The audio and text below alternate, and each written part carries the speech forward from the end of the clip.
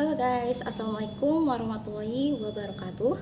Perkenalkan, nama saya Safira Tawila Farsha dari Prodi Manajemen dengan NIM 211100003055. Nah, kali ini saya akan membahas tentang konsumen dan dengan produsen ya. Jadi nanti ada poinnya itu ada 4 pembahasan. Yang pertama yaitu tentang hubungan konsumen dengan produsen. Nah, menurut kalian itu konsumen dengan produsen itu saling berkaitan nggak sih di dalam dunia bisnis tentunya? Nah, menurut saya itu aku akan jawab, menurut saya itu saling ketergantungan ya. Kenapa kok bisa gitu sih? Karena tanpa adanya konsumen, produsen pun tidak bisa menjualkan produk tersebut. Nah, jadi saling ketergantungan. Untuk penjelasannya konsumen itu seperti apa ya kan? Konsumen itu adalah orang yang mencari produk yang ia butuhkan. Nah, oleh karena itu konsumen itu sangat membutuhkan produk yaitu yang menjual produk tersebut. Nah, sedangkan produsen itu yaitu orang yang menjual produk kepada konsumen atau menjual produk yang dibutuhkan oleh para konsumen seperti itu. Nah, contohnya itu seperti saja kayak mobil ya kan. Mobil itu misalnya kayak gini, konsumen itu membutuhkan yang namanya kendaraan mobil. Otomatis konsumen itu akan pergi ke sebuah namanya pabrik mobil. Nah, pertanyaan kepada produsen itu pasti akan menanyakan tentang kualitas produk yang dijual kayak gitu. Nah, seperti apa? Contohnya tadi kayak mobil ya kan. Mobil itu kan pasti kita menanyakan tentang kualitasnya itu dalam produk yang pabrik jual itu seperti apa. Kayak misalnya contoh, apakah produk yang dijual itu aman dan nyaman tentunya, apakah dalam mobil itu boros ataupun irit. Nah, jadi kita itu harus menjelaskan tentunya kayak para produsen atau para yang penjual sebelum menjualkan produk ke konsumen, kita tuh harus menjelaskan secara rinci, secara detail kualitas produk kita itu seperti apa kayak gitu. Harus menjelaskan biar produsen itu tahu kalau kita itu jual produk ini nih yang dibutuhkan kayak gitu. Seperti itu. Dan untuk keduanya, kalian itu juga untuk para produsen juga harus memperhatikan tentang riset pasar. Kenapa sih kita harus memperhatikan riset pasar? Karena riset pasar itu mempengaruhi bagaimana penjualan produsen itu bakal laku atau tidaknya. Nah, karena sebelum kita menjual produk atau memasarkan produk itu agar laku ya kan, kalian itu harus melihat pasarannya. Misalnya apa sih yang dibutuhkan para konsumen. Misalnya konsumen itu membutuhkan produk yang seperti ini. Konsumen itu ingin produk yang seperti ini. Jadi produsen itu harus memperhatikan hal-hal yang sekecil itu gitu loh. Agar misalnya kalau produsen itu tahu minat yang dituju produsen ataupun produsen itu tahu apa sih yang dibutuhkan masyarakat sekitar, yang dibutuhkan produknya itu seperti apa gitu. Nah, sehingga karena kalian sudah tahu riset pasarnya itu produk seperti apa, sehingga itu orang-orang tuh konsumen itu yang akan cari produk kalian kayak gitu, karena tertarik ini dengan produk yang ia butuhkan. Kalau kalian menjual asal-asalan tanpa kalian meriset pasar terlebih dahulu, kemungkinan itu konsumen itu beberapa mungkin ada yang tertarik ataupun tidak gitu. Jadi oleh karena itu untuk mencegah terjadinya tidak ada pembeli, mungkin kalian bisa harus meriset terlebih dahulu pasarannya itu seperti apa kayak gitu. Terus tidak hanya itu, kalian juga harus yang namanya harus saling berhubungan baik dengan konsumen. Kenapa sih kalian tuh harus berhubungan baik dengan konsumen?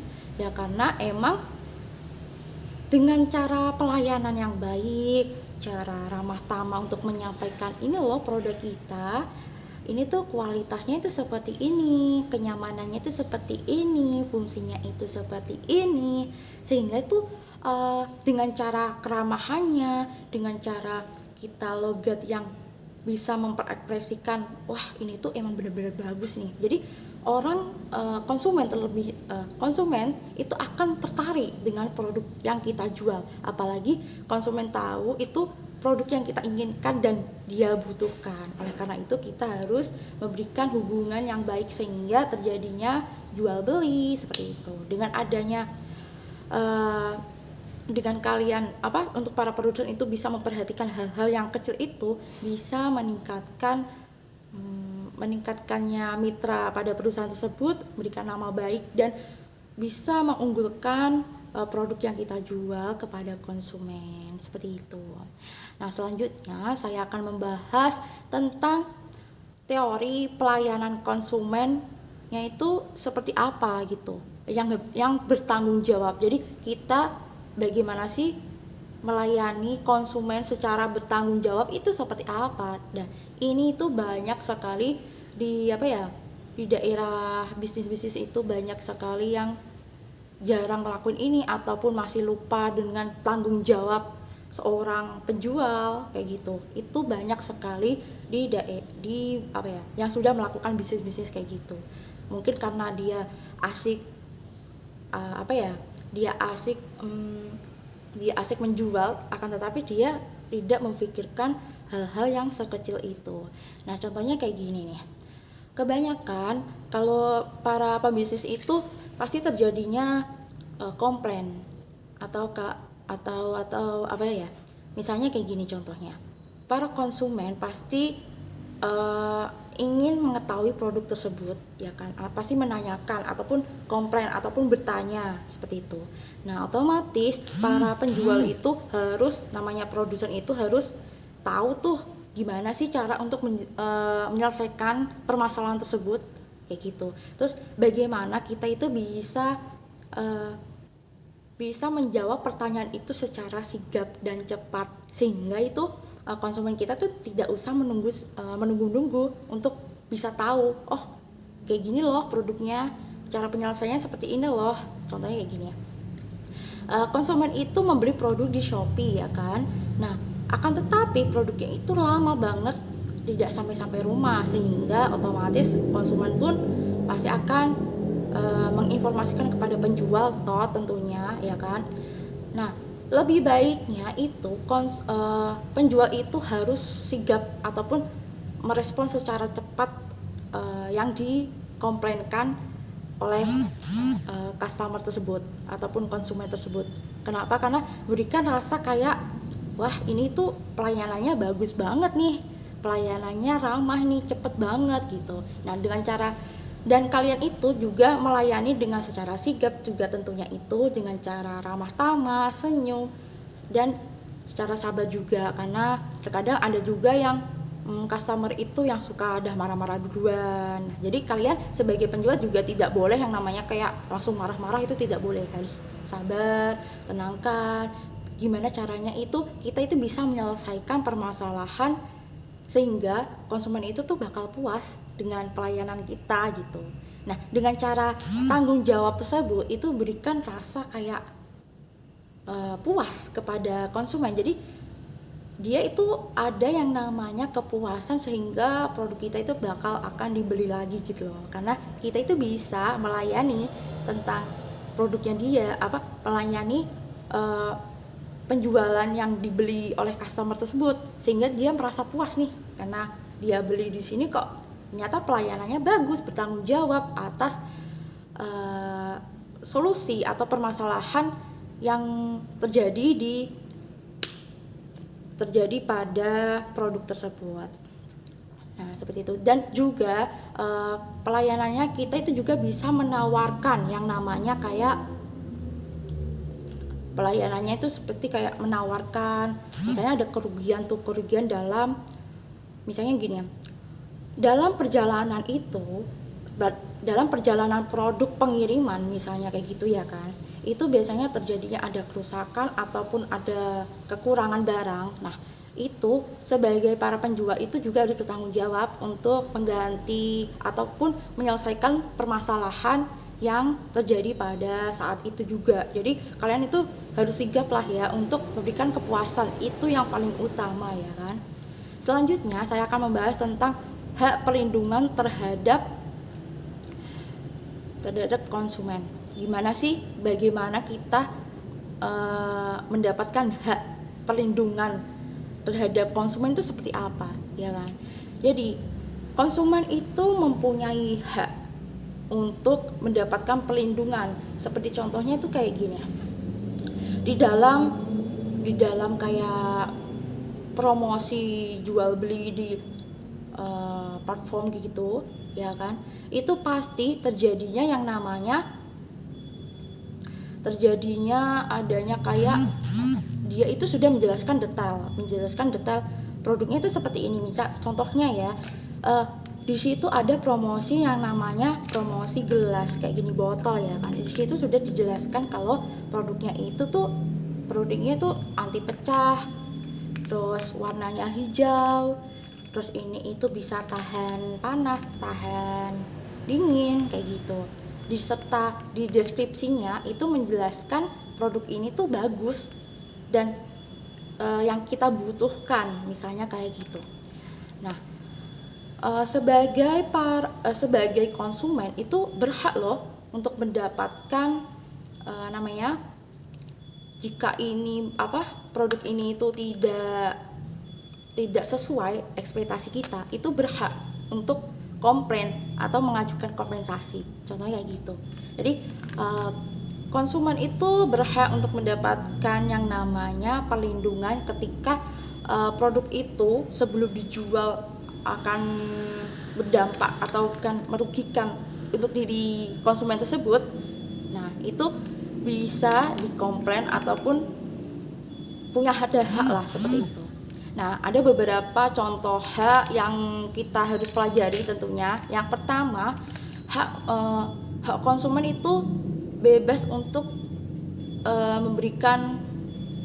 wajib untuk memberikan kayak kepo untuk memberikan informasi. Jadi sebelum konsumen itu membeli produk, berhak untuk menanyakan produk ini tuh fungsinya itu apa, kayak gitu, kegunaannya itu apa, apakah produk ini itu layak untuk dijual belikan kayak gitu, apakah layak untuk digunakan, apakah tidak ada efek kayak gitu. Jadi berhak untuk konsumen itu berhak untuk menanyakan informasi pada produk tersebut. Ininya seperti itu.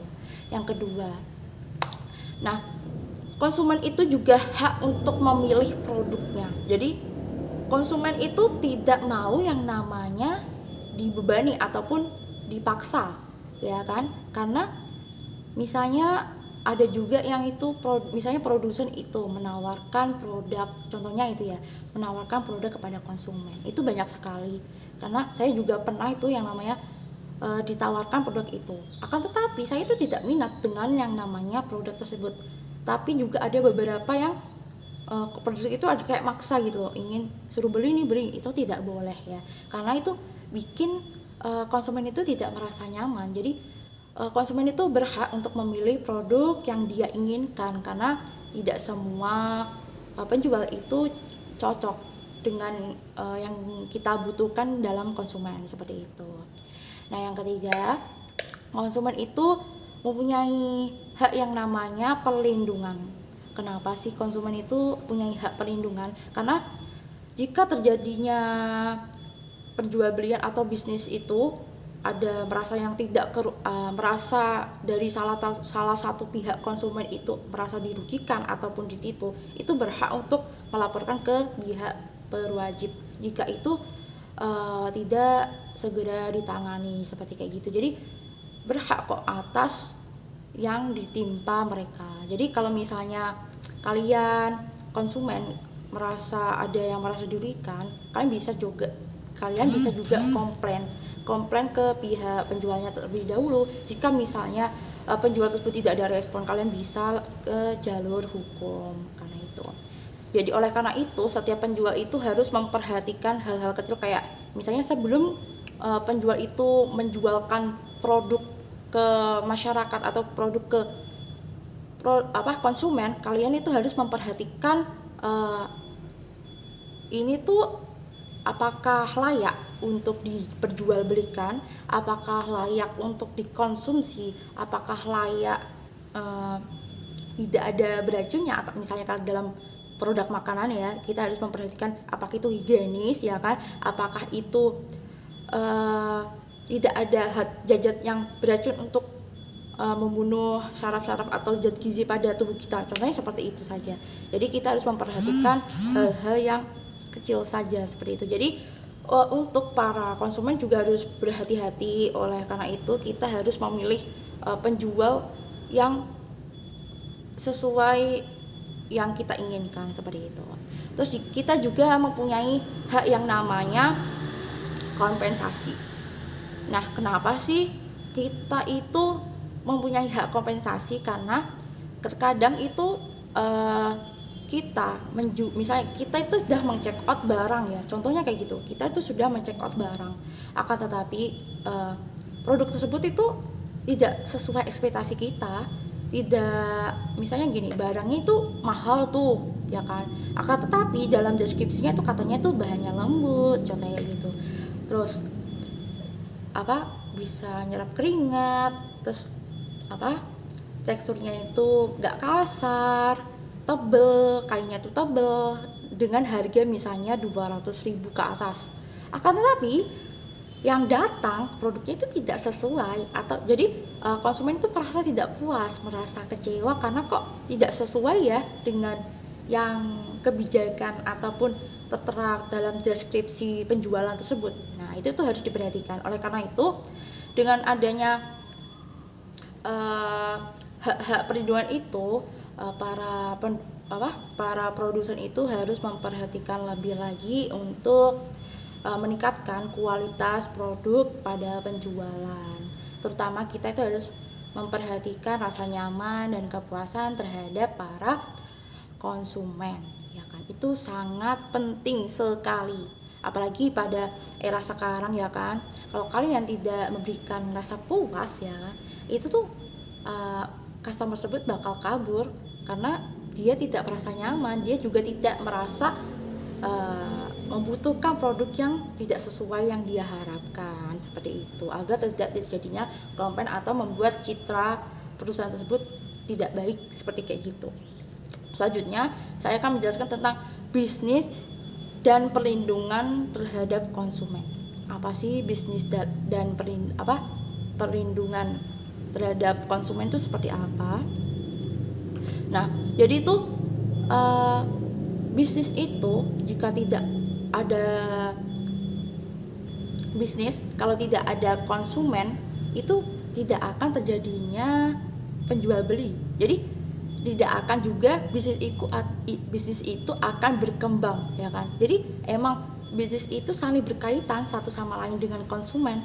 Jika tidak ada konsumen, bisnis itu juga tidak akan muncul, seperti itu. Jadi karena adanya bisnis, ya kan, itu pasti terjadinya adanya produk yang diinginkan konsumen sehingga terjadinya bisnis. Oleh karena itu, sebagai para pebisnis juga harus memperhatikan tadi kualitas yang dia jual, karena kualitas itu yang nomor satu, ya kan. Karena kalau kalian misalnya menjual produknya itu tidak berkualitas, nah jadi kayak mudah rusak ataupun tidak sesuai yang dia harapkan, itu pasti bikin kecewa, sehingga tuh kayak konsumen tuh tidak akan membeli produk yang kalian jual kayak gitu. Jadi kayak merasa dia itu kok jualnya seperti ini ya, dia tidak merasa puas. Oleh karena itu, untuk para pebisnis, apalagi di era sekarang itu tuh kita terus memperhatikan hal-hal yang sekecil itu. Apalagi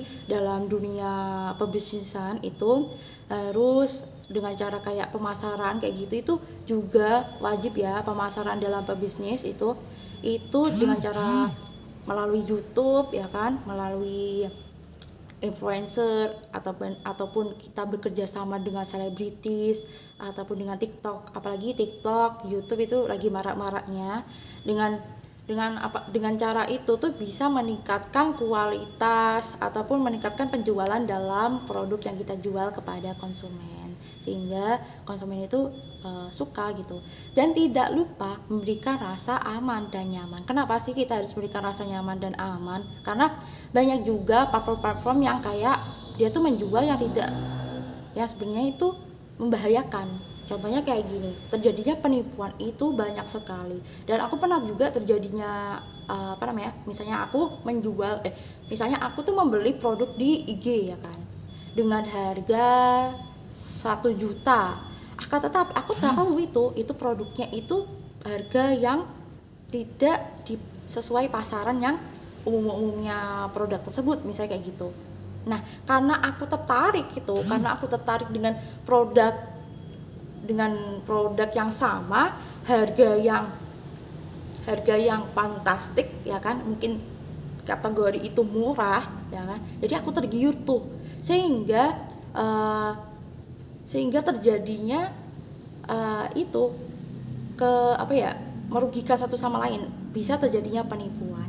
Oleh karena itu sebagai penjual itu harus memberikan rasa kenyamanan, memberikan rasa aman, kalau membuktikan kalau produk yang kita jual itu tuh bakal aman kok, bakal tidak merugikan, ataupun tidak ada terjadinya penipuan dalam misalnya jual beli atau mentransfer uang tersebut itu.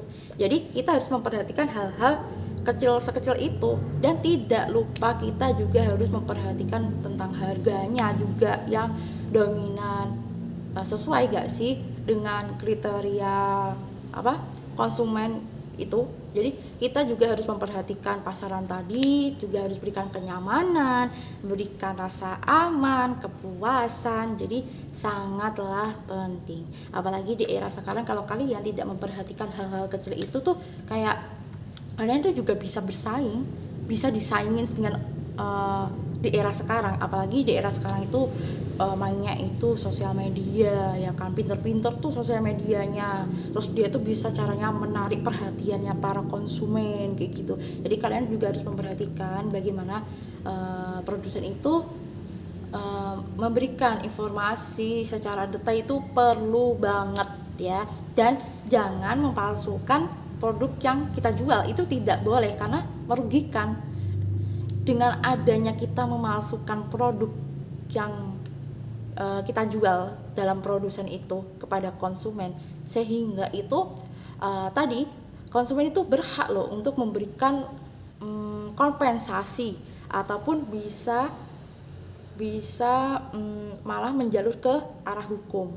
Jadi kalian harus hati-hati untuk pembisnis ya, apalagi untuk pembisnis yang masih awal-awal. Kita harus memperhatikan pasar, kenyamanan, rasa aman. Jadi kita harus memperhatikan hal-hal kecil agar penjual atau agar produsen menjual kepada konsumen itu sesuai sasaran, sesuai yang ia inginkan, dan semakin meningkatnya mitra pada produk tersebut. Oleh karena itu kita harus seringnya namanya belajar ya kan, harus mencari tahu informasi dengan cara, mungkin kalian dengan video ini memberikan inspirasi kepada kalian untuk tahu nih caranya pembisnis itu seperti apa sih. Kita tuh harus tahu yang namanya sama konsumen itu harus seperti apa, ramah, tamah, berikan rasa aman, nyaman. Terus kita juga saat menjelaskan itu, kita tuh juga harus tahu yang namanya produk itu tuh seperti apa. Kalau kalian misalnya menjelaskan tapi tidak tahu itu fungsinya apa, ataupun kalian tidak tahu yang namanya itu gunanya apa, jadi orang yang konsumen dengar itu kayak konsumen itu mendengarkan ocehan